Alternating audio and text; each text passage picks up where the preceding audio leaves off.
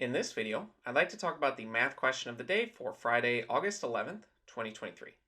And with this problem, we need to find the sine of angle BAC, this angle right here, plus 30 degrees. And questions like these are typically seen in either pre-calculus classes or trigonometry classes. So at this point, go ahead and pause the video, see if you can work through this on your own. And when you're ready, unpause the video and we can go through this together. Now, assuming that you have attempted the problem, let's start working through this. And there are a couple general strategies that we can take. One is that we can figure out what angle BAC is by just using our right triangle trigonometry. We can use our SOHCAHTOA. And for this angle, since we know all of these three side lengths, we can use any of these functions. We can, let's say, use the cosine. We have the cosine of an angle, which is equal to the adjacent side divided by the hypotenuse. You can say the cosine of angle BAC is equal to the adjacent side, which would be 12, divided by the hypotenuse, which is 20. And this will simplify. If we divide top and bottom by 4, we would get 3 over 5. And we'll just use an inverse cosine function. We will plug each side of this equation into the inverse cosine function, and the inverse cosine and the cosine functions will cancel each other, so that we just get angle BAC, and this will be equal to the inverse cosine of 3/5, and we can approximate this angle now to find that it's about 53.13 degrees. And now that we know what BAC is, we can go to our sine function up here and plug that in, and we're going to add 30 degrees to this. So really what we're trying to find is the sine of 83.13 degrees. And remember, when evaluating sine or cosine, that we're in degree mode, since we're dealing with degrees and not radians.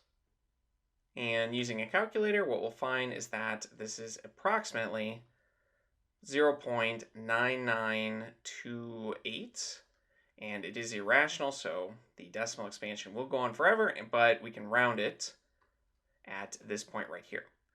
Now, that is one approach, but another approach is to use the sum or difference formulas, and let me paste that in down here.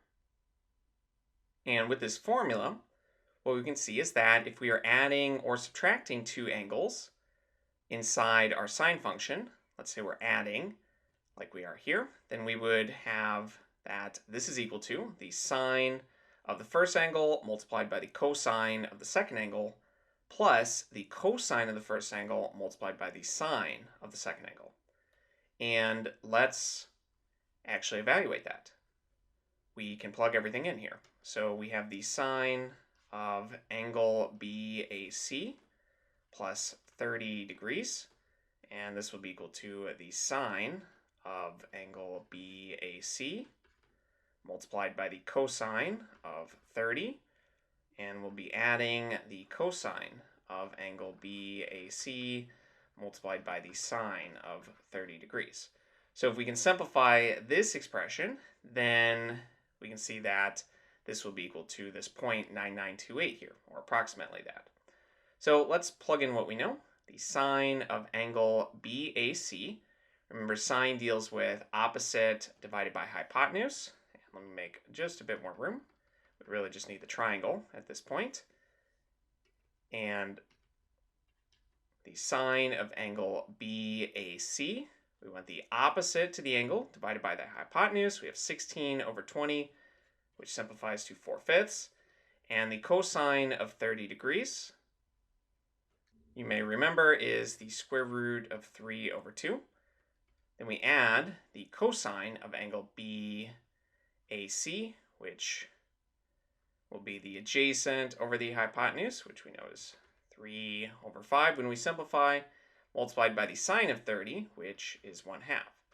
So let's simplify everything. 4 over 2, that is just 2 in our numerator, so we have 2 root 3 over 5 plus half of 3/5, which will be 3 over 10. But what you'll find is that when you plug this into a calculator, you will get this exact same approximation.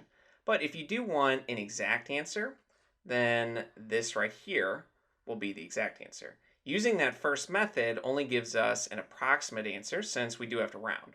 So when looking for exact answers, the sum or difference formula will be the correct approach.